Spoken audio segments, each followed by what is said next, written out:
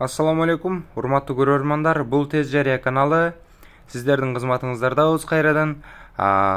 Биздин алдыбызда турган жүк ташуучу унааны сиздерге жарыя кылайлы деп чечтик. Урматтуу көрөрмандар, Өзгөн районунда Кызыл Чарба деген айылында жайгашкан бул автоунаа. Жүк жүктөөчү жайы бар, мынакей Нарашевкада бар. Мотор коробка Musso мотор. Баасы 470 миң. Жылына келсек, 90-жылкы жылы. Кыймылдаткычтын көлөмү 2.9. Урматтуу көрөрмандар, жакшылап көрүңүздөр. Сапог мыкты деңгээлде жүктү ташыйт, портерден кем калбаган иштерди жасайт. Азыркы учурда сапогдун алуучулары аябагандай көбөйдү, мыкты кызмат өтөйт десек болот. Мынакей өзүңүздөр көрүп тургандай ички салону, сырткы көрүнүшү мыкты деңгээлде. Сонун сиздерге жагат деген ойдобуз. Баасы болсо 470 миң.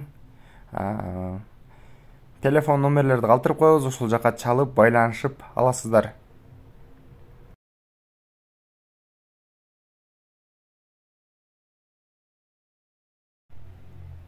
Бул Тез Жарыя кызматы, Тез Жарыя каналы болду. Дагы бир жолу ассаламу алейкум. Эгерде кандайдыр бир кызматтар болсо байланышасыздар. Биз телефон номерлерибизди профилден сиздерге калтырып коебуз.